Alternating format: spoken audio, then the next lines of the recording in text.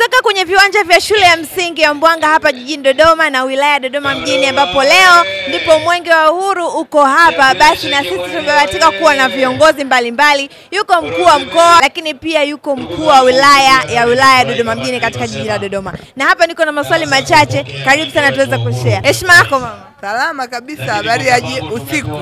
Nzuri sana. Hongera kwanza kwa kuwepo mpaka sasa hivi, umeupiga mwingi. Asante, wajibu wetu. Usiku na mwenge ninakesha nao.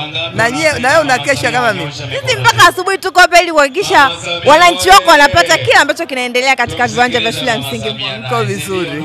Haya, swali langu la kwanza tunatamani kufahamu, Mwenge wa Uhuru kwa taifa zima la Tanzania ina maana gani? Dhana ya Mwenge wa Uhuru kama ambavyo baba wa taifa alisema kwa anawasha mwenge huu ili kuleta matumaini kwa Watanzania, wenye huzuni wapate furaha, wenye majonzi wapate yani ni kutatua changamoto za Watanzania. Lakini mwenge ninajua unapopita unakuwa na kazi nyingi. Mojawapo kubwa sana ni kuimarisha umoja wa kitaifa kwa nchi yetu. Huu mmoja unaoona leo wa Tanzania ambao hauna ubaguzi wa rangi, hauna ubaguzi wa makabila, hauna ubaguzi wa dini, haujai tofauti zetu za siasa chochote, hauji kwa bahati mbaya. Mambo yanayochangia ni pamoja na kupita Mwenge wa Uhuru na kukutana na watu wote bila kujali tofauti zao na kuwaunganisha. Hiyo ni kazi moja kubwa ya mwenge. Lakini ya pili ni kuimarisha amani. Katika mwenge huu, katika kila kituo lazima swala la amani na umuhimu wa amani ya nchi yetu unaongelewa na kila Mtanzania kuona thamani ya kutunza amani yeye mwenyewe kama mtu, lakini kulinda amani kwa ajili ya matendo ya watu wengine. Hilo naliona Tanzania ya amani haiji kwa bahati mbaya, kwa sababu ya mambo makubwa yanayopangwa ikiwemo mwenge. Lakini swala la tatu, Mwenge wa Uhuru ni kwamba Mheshimiwa Rais mwenge huu unamwakilisha yeye.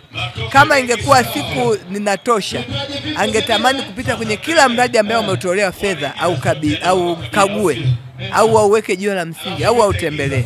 Lakini kwa sababu siku hazitoshi, tuna vijiji zaidi ya 12,080, tuna kata nyingi na wilaya nyingi. Sio rahisi Mheshimiwa Rais apite mwenyewe na miradi mingi ambayo imewekwa. Kwa moja ya kazi inafanya Mwenge wa Uhuru ni kupita kuangalia miradi iliyotolewa fedha, jinsi ilivyotumika, ubora wa miradi, tija iliyopatikana, miradi yeye imeisha kwa wakati, imeisha kwa thamani iliyotakiwa. Hiyo ni kazi moja ambayo mwenge inafanya kwa kiwango kikubwa na kizuri sana. Ndio maana kuta mradi ambao hauko vizuri unaona kunakuwa na maswali na kwa nini na vitu vingi vinaelekezwa pale. Sisi tunashukuru mpaka leo ni halmashauri ya 7, tumebakiza halmashauri moja, hakuna mradi ambao umekataliwa mpaka leo. Kwa hiyo tunaona pia kwenye jambo la hilo tuko vizuri. Kwa hiyo mwenge una kazi nyingi, lakini mwenge kila mwaka unapopita unakuwa na ujumbe maalum na jumbe za kudumu za mwenge. Ujumbe maalum mwaka huu unaona unahisi uchaguzi. Tujitokeze kwa ajili ya ushiriki uchaguzi, lakini kwa amani na utulivu. Huo ni ujumbe ambao utaenezwa nchi nzima kila mahali mwenge unapopita. Kwa hiyo kila Mtanzania ambaye kwa namna moja au nyingine atashiriki shughuli za mwenge atakutana na huo ujumbe, na ni hakika akiusikia atahakikisha anadumisha amani na utulivu wakati wa uchaguzi, lakini atahakikisha anashiriki uchaguzi kutokana na majukumu yake, aidha kugombea, aidha kupiga kura, aidha kufanya chochote kile kusimamia amani na utulivu. Hiyo ni shughuli mwenge. Lakini ziko jumbe za kudumu za kila mwaka. Mambo ya ukimwi, mambo ya malaria, sasa hivi imeongezwa mambo ya lishe, mambo ya mazingira, mambo ya rushwa, mambo ya madawa ya kulevya. Mwenge kila unapopita unaendelea kuhimiza hayo mambo na kutaka Watanzania kila moja tuzingatie katika kila jumbe. Kwa hiyo ukiangalia Mwenge wa Uhuru ni kitu cha muhimu sana ambacho kimefanya Tanzania iwe hivyo ilivyo leo. Watu wanasema kwa nini tuna amani? Mwenge una mchango wake. Kwa nini Tanzania unashikamana bila kujali kabila? Mimi nikimkuta mtu simulizi wewe kabila gani? Mwenge ni mmoja wapo. Muhimu wa mwenge kwa ni mkubwa, na waambia Watanzania waendelee kuthamini kazi kubwa inayofanywa wakati wa mbio za mwenge. Sawa, mwaka huu ni mwaka wa uchaguzi kama ambavyo ulikuwa umezungumzia kidogo. Dodoma ni makao makuu ya hii nchi, na wewe mama ndio umepewa dhamana ya kuweza kuongoza huu mkoa wa Dodoma. Sasa kama mwaka huu ni wa uchaguzi, kutoka kwako wewe mama ambaye umepewa dhamana ya kuweza kusimamia huu mkoa, tutarajie nini kutoka kwenye mkoa wako katika swala zima la katika mchakato mzima wa uchaguzi? Kwa mkoa wa Dodoma tutarajie uchaguzi wa amani, wa utulivu na uchaguzi wa haki. Hayo ni mambo ambayo tunayadumisha wakati wote, wakati wa uchaguzi. Sasa mimi kama mwenyekiti wa kamati ya usalama, kazi yangu moja kubwa ni kuhakikisha uchaguzi unafanyika, kunakuwa na amani na utulivu kabla ya uchaguzi, wakati wa uchaguzi na hata baada ya uchaguzi. Kwa hiyo niwahakikishie wana Dodoma wajitokeze kwa kila jambo au kila hatua ya uchaguzi na wasiwe na wasiwasi, kwa sababu tutahakikisha amani na utulivu wa mkoa wetu. Sawa.